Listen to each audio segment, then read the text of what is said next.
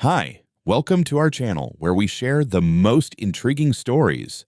When I bought 5 acres of sun-baked Nevada land with a legal private pool carved into the desert, I thought I'd found peace. Then she showed up, clipboard in hand, HOA queen from hell, demanding access, control, and obedience. She had no idea who she was messing with.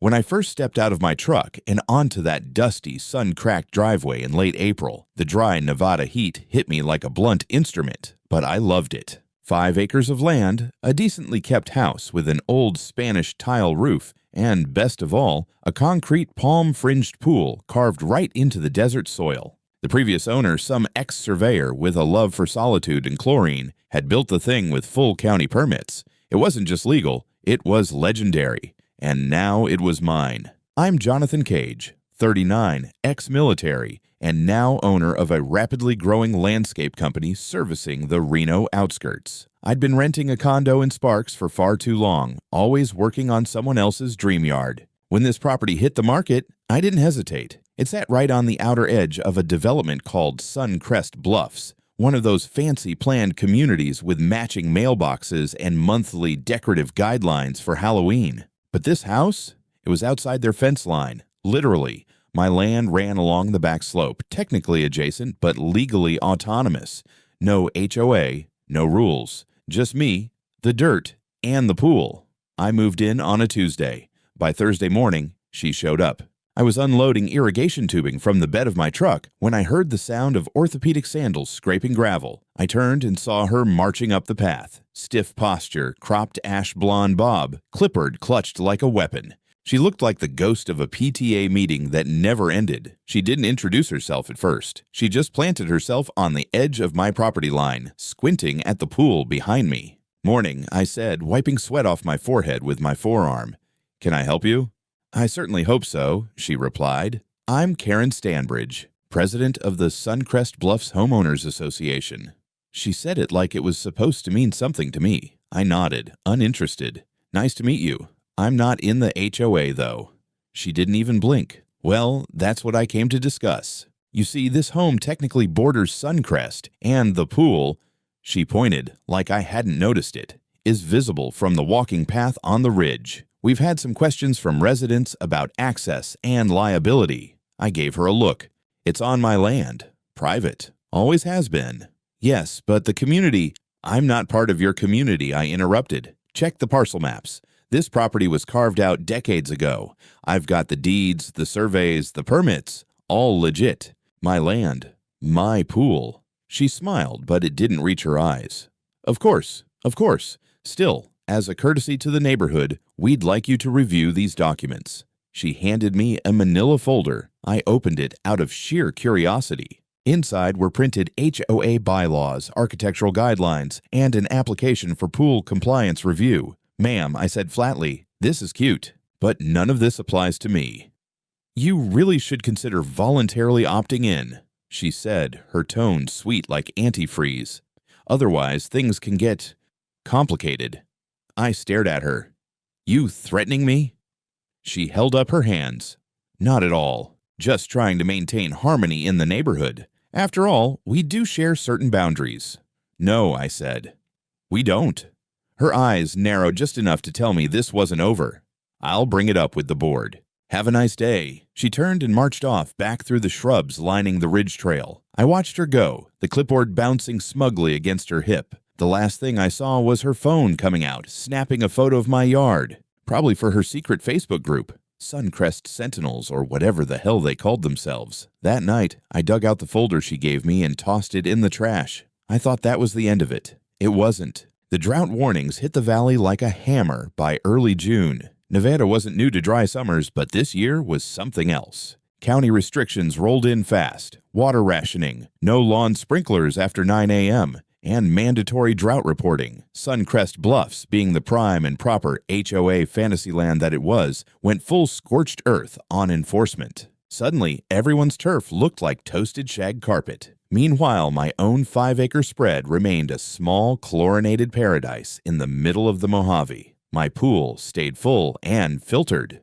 Not because I was flaunting rules, because I had my own damn well separate from municipal water, permitted, legal, and self-contained. But to Suncrest, that didn't matter. What mattered was optics. And my pool, glittering behind my olive trees like a middle finger to their dry flower beds, had become the talk of the ridge. It started with glances, joggers slowing down as they passed the chain-link fence on the north side, dog walkers pausing too long. One old guy with a Suncrest visor even took out binoculars. I waved at him. He dropped them and scurried off. Then came the real nonsense. I was trimming desert grass along my side driveway when I saw 3 kids, teenagers, maybe 15 or 16, splash into my pool like they were at a county rec center. No shirts, no permission, just cannonballs. One of them was even holding a GoPro. I stormed across the gravel, yelling before I even reached the gate. "Hey, out! Now!" They froze mid-laugh, like startled raccoons. One tried to play innocent.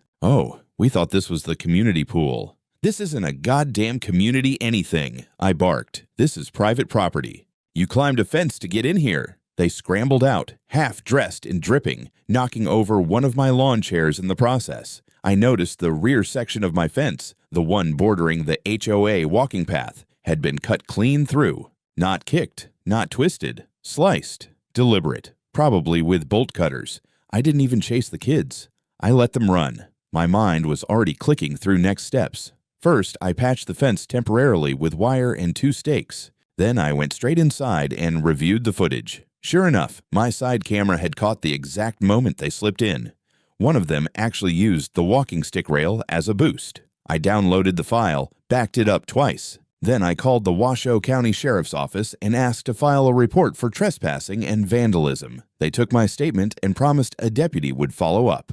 They also suggested I install full parametric motion sensors, which I already had in the works. Later that evening, while walking the perimeter, I noticed a small laminated flyer tucked into my gatepost. It read, "Attention community reminder, shared amenities must be accessible to all. No resident may hoard water resources. Suncrest Bluffs HOA Compliance Division."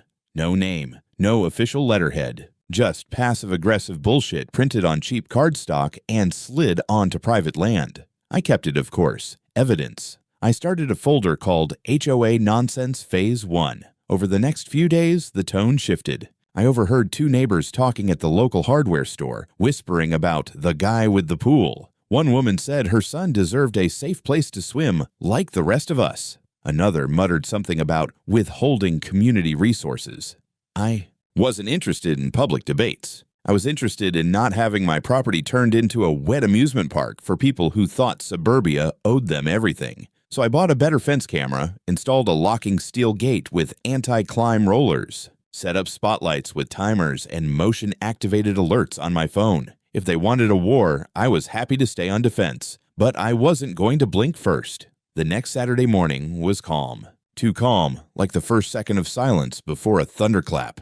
I had just finished torching weeds along the stone edge of the backyard and was patching the fence where the teenage trespassers had snuck in when I heard the distinct crunch of tires on gravel, multiple vehicles slow and deliberate. I walked around front, wiping my hands on a rag, and stopped dead. 3 vehicles had pulled up outside my gate. In the lead, a white BMW with chrome mirror covers and a Suncrest Bluffs parking tag hanging from the mirror. Of course it was Karen. She stepped out like a general arriving to inspect the battlefield. Behind her, a battered red Dodge pickup rolled to a stop, and out climbed 2 men. Both wore black polos with Suncrest HOA security printed in bold white letters. Matching khakis, sunglasses, and walkie-talkies clipped to their belts, like they were heading to cosplay as mall cops. Karen approached the gate with the faux calm of a dentist about to drill without anesthetic. "Jonathan," she said with exaggerated politeness, "we've come to resolve this misunderstanding about the pool."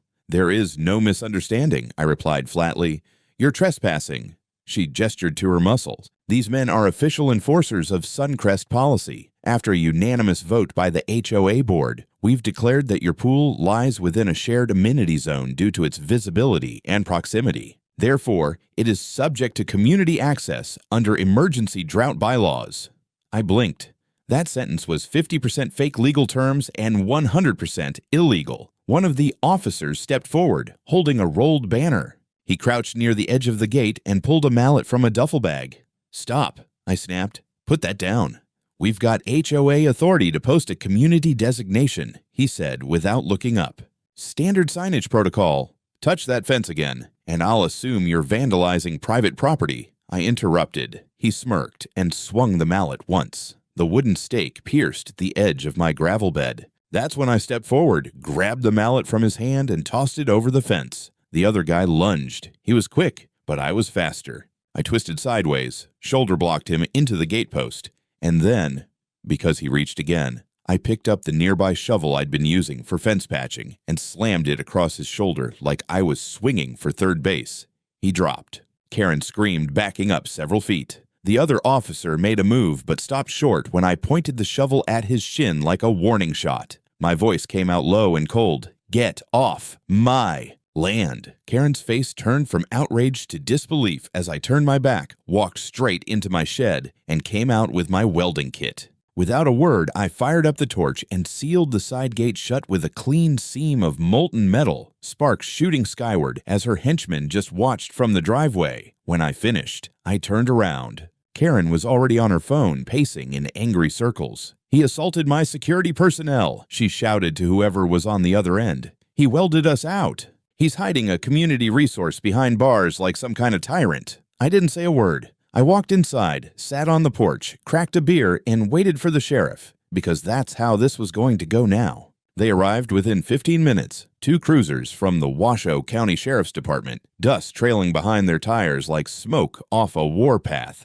I stood at the front gate, arms crossed, watching Karen flap around like a malfunctioning wind chime. She was mid-rant to one deputy when I walked over. "There he is," she shrieked, pointing at me like she was about to host a Salem-style trial. "That's him. He assaulted 2 men, vandalized public signage, and is refusing lawful HOA orders." The first deputy, a tall guy with a red beard and a look of immediate regret on his face, gave me the kind of tired nod that says, "You again?" "Afternoon," I said, calm as a pond. "Can I help you, officer?" He glanced at Karen, then back at me. "Mr. Cage, I'm Deputy Marlin. This your property?"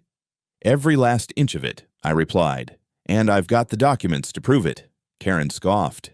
"He forged those. That pool was never private. It's visible from the ridge path. It uses water we all need, and it's adjacent to Suncrest. I've got water rights independent of the municipal system," I said, already handing Marlin a manila folder. "Private well, certified 5 years ago. The pool was built with a county permit by the previous owner. No HOA membership.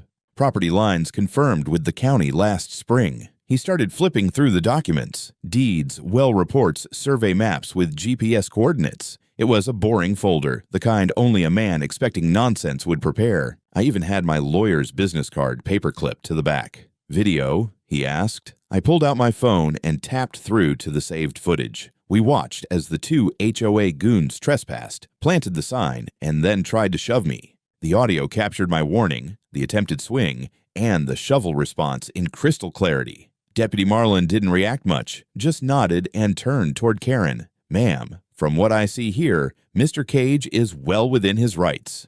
Karen blinked. "What?" "This isn't HOA jurisdiction. His property's outside your boundaries. He has the right to restrict access, refuse signage, and defend his land from unlawful entry."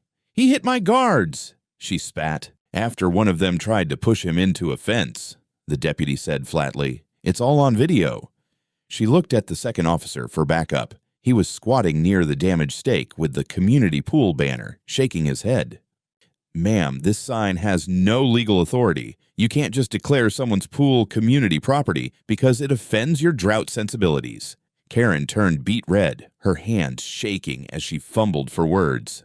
"So that's it? You're just going to let him hoard water while our kids get heat stroke?" I could see her unraveling. The deputies were polite but firm. She tried a last-minute plea, something about escalating to the city council. But Marlin shut her down. "This is county land, ma'am, not city, not HOA. If you want to press charges, you can file a civil suit. But based on what I've seen today, I'd strongly advise against it." Karen stood there, fists clenched at her sides like she wanted to scream but couldn't decide on the volume. "I'll see you in court," she hissed, then turned on her heel and stormed off, her security detail limping behind her like disgraced mascots after a losing game. Marlon gave me one last look. "Mr. Cage, I suggest keeping those cameras running. Something tells me this isn't over."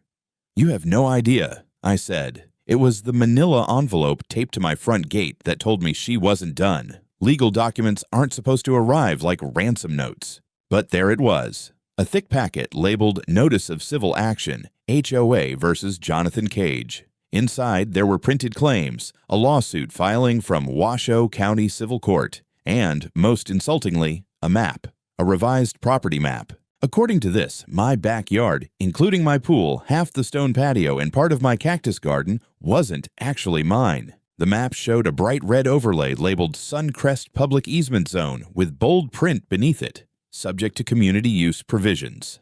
I laughed. I actually stood there, in the early morning heat, laughing out loud while holding legal-grade bullshit. The ink on the page wasn't even dry. The attached claim accused me of knowingly occupying a parcel in violation of regional boundary agreements and of denying critical emergency access to shared water features. Shared water features. That was the phrase they went with. As if my pool had been designated a life-saving reservoir. I knew what this was. Not just harassment, escalation. She was moving the war into a courtroom. I needed backup. That same afternoon, I called a lawyer I'd met years ago during a landscaping contract dispute, Sylvia Torres, ex-prosecutor, now turned sharp-as-glass private attorney with a specialty in property and civil fraud. Her office was 20 minutes away, and she answered her own phone. "You're going to want to see this," I told her. By the end of the day, I was in her conference room, dumping out the documents while Sylvia scanned with razor-sharp precision. "Where'd this map come from?" she asked, holding it up to the light. "No idea. Not county records. I checked last month when I was buying the place." She nodded. "This isn't from the assessor's office. It's close, but the format's wrong. Shading's off. Margins look hand-cut. Could be a forged plat overlay. Would that even hold in court? Only if the judge was asleep, but it could stall things. Cost you money. That's the game. Isn't filing this kind of crap illegal?" She smiled without humor. "Only if we prove intent. Which we will." She pulled out a pen, circled a parcel number on the fake map, and compared it to the official county map she loaded from the online assessor system. They moved your southern property line 25 feet inward, enough to put the pool just over the line, which isn't real. Nope, not unless they paid someone dirty to adjust it. And that was the moment something changed in me. This wasn't some overbearing HOA president trying to bully a new neighbor. This was coordinated, intentional, corrupt. Sylvia leaned back in her chair and tapped the table. "I'm calling in a private geodetic surveyor," she said. "Full topographic rescan of the property, including historical records. If there's a digital discrepancy, we'll find it. If they hacked the GIS system or bribed a clerk, we'll trace it." I nodded. "Let's burn this thing down." She smirked. "I prefer surgical demolition." Back home, I dug through the old file cabinet the previous owner had left in the garage. Tucked in the back was a dusty envelope containing the original county permit for the pool construction, dated, signed, and sealed. It included copies of the county inspection approval and land use certification. I scanned every page, sent them to Sylvia, then placed the originals in a fireproof safe. That night, I sat by the pool with the lights off, watching the reflections ripple. Somewhere in the distance, the Suncrest walking path was quiet, but I didn't trust the silence. She wanted a legal war? Good, because now I was armed. The surveyor's name was Rick Hanley, a sunburnt cowboy-looking guy with a PhD in geomatics and an attitude like he'd measured half the state on foot. Sylvia called him the Land Whisperer. He showed up on my property 2 days after the lawsuit hit, wearing wraparound shades and carrying equipment that looked like it belonged on a Mars rover. "Nice pool," he said, chewing gum as he surveyed the ridge. "Shame someone's trying to steal it." He got to work immediately, planting reference rods, scanning elevations, marking GPS points every few feet. For 3 days, Rick and his assistant worked my property like it was a crime scene. And in a way, it was. On day 4, he showed up at Sylvia's office with a tablet and a grim smile. "They faked it," he said. He laid out the scans, overlays, and source data. The boundary lines submitted in the HOA's civil filing didn't match the recorded county records, not even close. Worse, someone had made changes in the digital GIS registry, but not through the official public interface. The edits had been made through a secure internal account belonging to the county zoning department. Rick tapped a name on the metadata log. "That's your guy. This login belongs to a clerk named Dalton Briggs." Sylvia leaned in. "Is he dirty?" Rick shrugged. "Someone used his credentials to shift the southern boundary marker 25 feet north in the digital record, but only in the visual overlay. The parcel ID, coordinates, and land use history weren't touched. Sloppy job, honestly. They didn't even clean the access logs." "And when was the change made?" I asked. 3 weeks ago. Day after you refused HOA access." Sylvia sat back, eyes sharp as razors. "Get me the raw files, every log, every timestamp.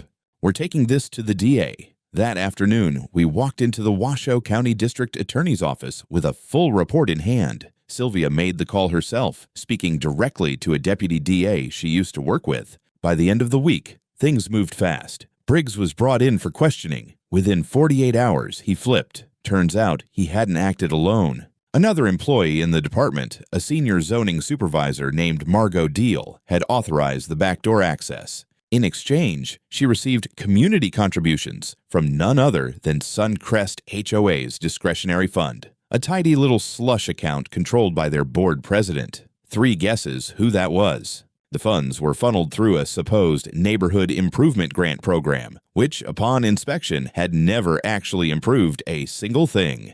The district attorney's office froze HOA accounts and subpoenaed internal Suncrest communications. Karen had officially moved from being a neighborhood tyrant to a person of interest in a public corruption investigation. Sylvia, ever precise, advised me not to gloat. But when I got home that night and saw the new flyer taped to my mailbox, "Emergency Suncrest Board Meeting, Addressing Misinformation and Threats to Community Stability," I couldn't help but laugh. They were scrambling, and for once I didn't need to do anything. The system was finally chewing on her now. It wasn't enough for Karen to be under investigation. No, some people don't retreat. They dig. She knew her days in the legal arena were numbered, so she turned to the one battlefield where facts didn't matter: public opinion.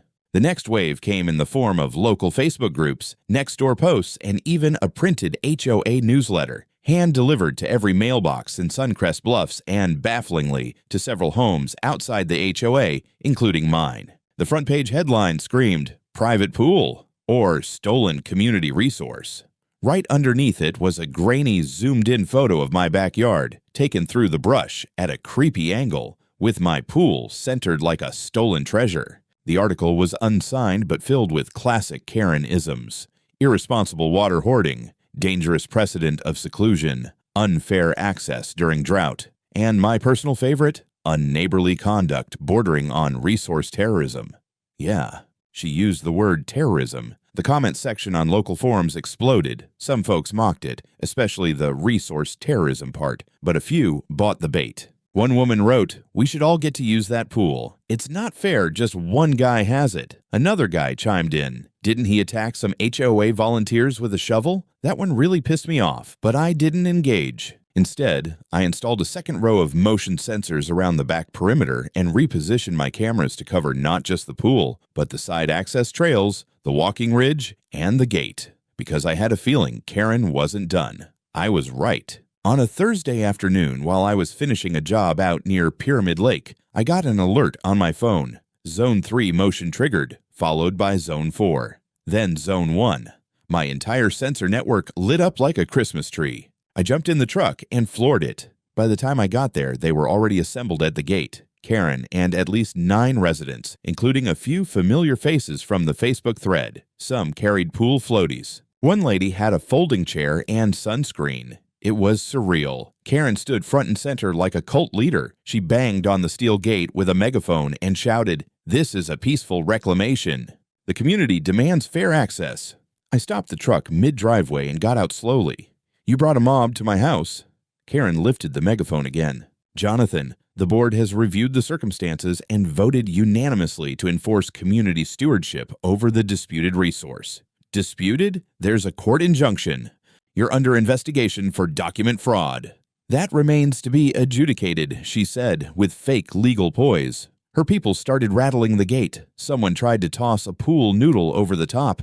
I didn't yell. I didn't even walk closer. I simply turned, went inside, and flipped the security system to full lockdown mode. Spotlights came on. Motion-activated sirens started pulsing. Cameras rotated, blinking red. I came back out, holding my phone. Police are en route. Some of them started backing off. The woman with the sunscreen looked especially uncomfortable. A few muttered. Karen, though, didn't flinch. "You're escalating," she said.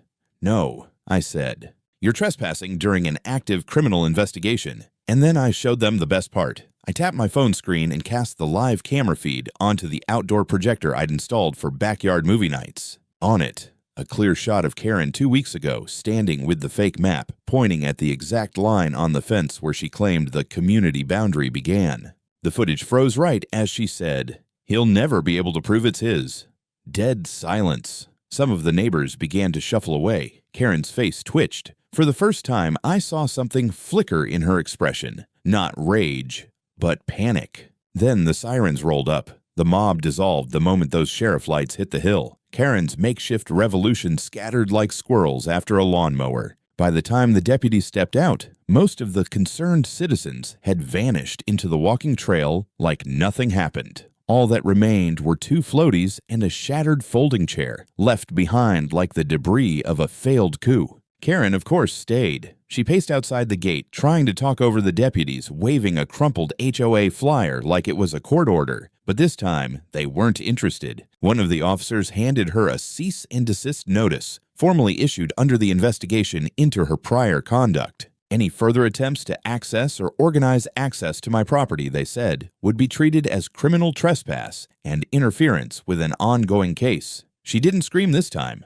She just stared at me with a tight, pinched expression, like someone who realized the world no longer worked the way she thought it did. But I knew that look. That wasn't surrender. That was recalibration. I didn't sleep much that night. Instead, I sat on my back porch with a thermos of black coffee, the pool lights off, and the entire property sealed tighter than Fort Knox. The cameras were set to motion-triggered recording with cloud backups, the gates welded and reinforced. Sylvia had even sent over an off-duty sheriff's deputy to do a private patrol every few hours. It was dead quiet until a little after 2 in the morning. Then, crunching gravel, low whispers, a flashlight flicker, shadows moving beyond the ridge trail. They came in through the same spot as last time, the far corner behind the Palo Verde trees, where the elevation dipped. This time it wasn't teenagers or floaty warriors. It was Karen and 4 men. One carried bolt cutters. Another had a crowbar. They were dressed in black, moving in formation like some kind of HOA Navy SEALs. I waited until they reached the gate. Karen whispered something, then motioned toward the lock. The guy with the bolt cutters reached up, and that's when my entire system lit up. Spotlights, sirens, flood lamps along the back fence roared to life, bathing them all in blinding white. A pre-recorded announcement blared from the outdoor speakers. "You are trespassing on private property. Authorities have been notified." The man with the crowbar froze mid-step. Another bolted. Karen shrieked and tried to cover her face.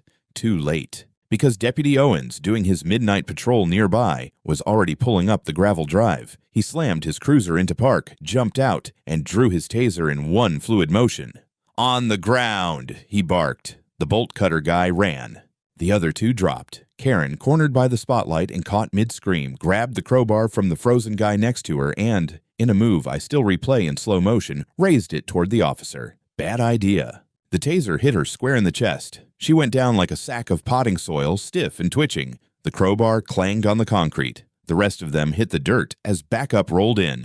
I watched it all from the porch, sipping lukewarm coffee and shaking my head in disbelief. She had actually tried to stage a felony-level break-in with a tool bag and 4 stooges over a pool. A pool. The deputies rounded them up, cuffed the ones who hadn't bolted, and began collecting statements. I handed over the footage, high-resolution, time-stamped, and damning as hell. As they loaded Karen into the cruiser, one officer asked me, "You want to press charges?"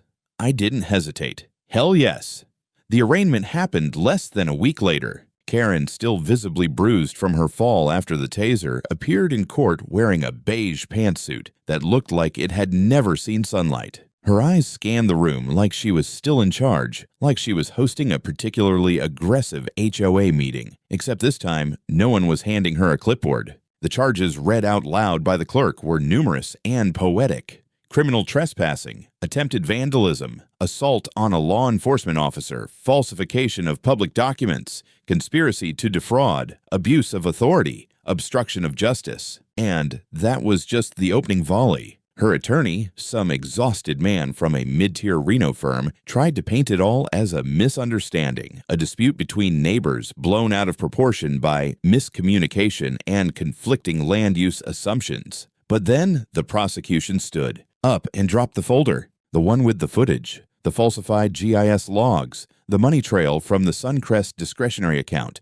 to the zoning clerk's Venmo labeled consulting, and a thumb drive containing the voice memo Karen had stupidly recorded and sent to one of her co-conspirators. We shift the line by just a few feet. Nobody checks. We say it's community space. I handle the paperwork. He's got no case. Sylvia sat next to me during the pre-trial hearing, tapping her pen like a war drum on the bench. Once this hits full trial, it's open season, she whispered. And we're not just talking prison time. She's going to lose everything she ever controlled. The judge, a silver-haired woman with the voice of a tired mother who's dealt with one tantrum too many, denied bail on the grounds of flight risk and threat to the plaintiff. Karen went wide-eyed. You can't be serious. I'm the head of a homeowners association, and now you're the defendant in a racketeering-adjacent fraud case, the judge replied, deadpan. Next hearing is in 10 days. Back in Sylvia's office, we met with the DA's investigative team. It turned out that not only had Karen falsified the map, but she'd also tried to pressure other HOA board members into backing her story. One of them, a retired teacher named Gloria Simmons, had refused and later submitted an affidavit confirming that Karen threatened to revoke community privileges unless she went along. It snowballed fast. Gloria's statement led to 3 more board resignations. The DA expanded the case to include abuse of HOA funds, intimidation, and malicious zoning influence. Karen wasn't just looking at a fine, she was looking at prison time. Meanwhile, I filed my own civil countersuit for damages, trespass, defamation, property repair costs, legal fees, and emotional distress. Sylvia assured me we'd win. There's too much on record, she said. They'd need a miracle and a corrupt judge to wriggle out. Karen used up her miracle budget trying to fake a pool map, I muttered. A week later, I got a certified letter from the county clerk, an official restoration of the GIS record, acknowledgement of the boundary tampering, and a formal apology from the zoning department. Attached was a court-signed protection order barring Karen or any current Suncrest HOA board member from coming within 200 feet of my property. I had it framed. The sentencing hearing wasn't dramatic, not in the way you might expect. There were no gasps, no shouting matches, no fainting in the gallery. Just the quiet, methodical disassembly of a woman who thought she was untouchable. Karen stood in her beige suit again. The same one, maybe. Her hair was pinned tighter than ever, jaw clenched like she was trying to chew the words before they left the judge's mouth. The prosecutor outlined the charges again, but this time with finality. Fraud, trespassing, falsification of public documents, conspiracy, assault on an officer, destruction of private property, and attempted unlawful seizure of land. Karen's lawyer attempted a final Hail Mary. Stress, grief, trauma from years of community management. The judge wasn't buying it. I've reviewed the evidence, she said calmly. And what I see is a person who abused her position of trust to manipulate, intimidate, and falsify official records for personal gain. Karen opened her mouth to speak. The judge didn't let her.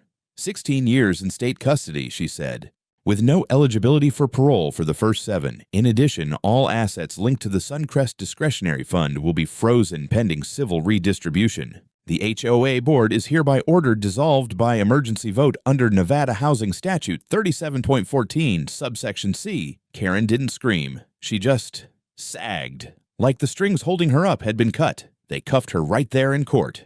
The bailiff led her away, one hand on her shoulder, the other resting loosely on his belt. Just another convict now. 2 weeks later, I stood at the edge of my pool with a wrench in one hand, unscrewing the remnants of a bent metal stake someone had jammed in during the community pool fiasco. The neighborhood was quieter now. No flyers, no late-night trespassers. Suncrest Bluffs had gone radio silent after the HOA imploded. Their new interim committee sent me a formal apology, along with a fruit basket. I gave the basket to my UPS guy. Sylvia called that afternoon to let me know the civil settlement had cleared, full damages awarded, plus punitive costs. Enough to rebuild the damaged fencing, upgrade the security system, and maybe even put in the desert zen garden I'd been sketching since January. I thanked her and asked if she wanted the community pool sign for her office. "Only if you sign it," she said. By the time spring rolled in, the place felt like mine again. Entirely, unquestionably. Not because I'd reclaimed it, but because I'd defended it. One evening, I walked barefoot to the edge of the pool, the sky bleeding orange and gold over the desert ridge. The wind was warm, the air still. Somewhere out in the valley, someone probably still thought I was that guy with the illegal pool. Let them. I dove in.